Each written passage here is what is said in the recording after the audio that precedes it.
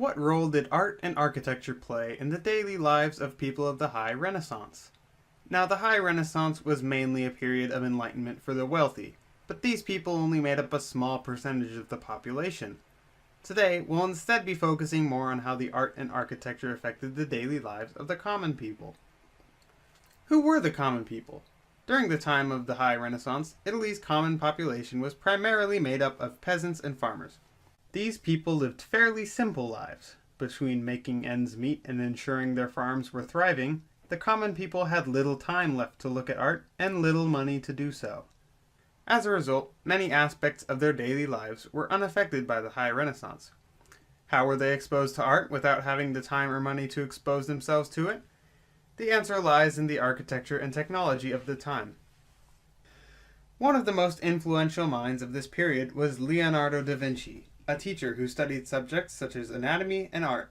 He also dove further into perspective in his artwork, bringing him to the world of invention and design. He believed perspective was vital to the world of art, and he often viewed the eye as the window to the soul, meaning that true understanding could be seen through different perspectives. Because of this, Leonardo believed that the principles of geometry were responsible for how one viewed the physical world. His ideas and teachings made him the exemplary Renaissance man and provided a clear picture of the time period. The real power of Renaissance art was shown by the architecture and design work of the Catholic Church. We'll start with the famous Sistine Chapel. The great ceiling fresco, designed by the famed sculptor Michelangelo, was commissioned by Pope Julius II, and it did much for both the authority of the Catholic Church and the relationship of the masses with the religious figures. At the time, only priests and other members of the church could read the Bible, so the Sistine Chapel's depiction of the connection between man and God gave the illiterate masses a tangible frame of reference of what their religion stood for. Because of this, the common people felt that the church actually cared about their experience and were inclined to continue going. In terms of architecture, cathedrals played a major role in the development of the influence of the Catholic Church. A great example is the Florence Cathedral, which is the third largest cathedral in the world and was the largest in Europe at the time. The common people would gather here for religious events of all kinds.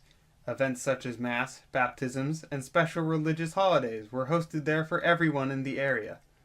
While the obvious purpose was to host these religious events, the sheer size of the cathedral was a stark representation of the Catholic Church's power and influence. Another example of this is St. Peter's Basilica. As the second largest cathedral in the world to date, it showed that the church had a lot of influence over the masses. It was designed to hold thousands of people at a time, so even though it mostly hosted the regular events that any other cathedral did, its scale made it especially important. St. Peter's Basilica was so important that people would even go on pilgrimages in order to attend its services. This cathedral is also located in Vatican City, where the church's main headquarters are located. This cathedral is no ordinary building. It represents the pinnacle of the church's power and intends to show this power to the world.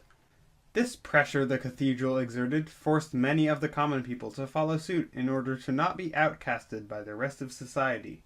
Due to major Catholic influence, people began to realize how important fitting in with the narrative was. Art and architecture often didn't directly affect the common people, but it still directed the course of their lives by influencing them to conform to and respect the church's authority. The art and architecture of the High Renaissance was designed to support the power the church had over the masses.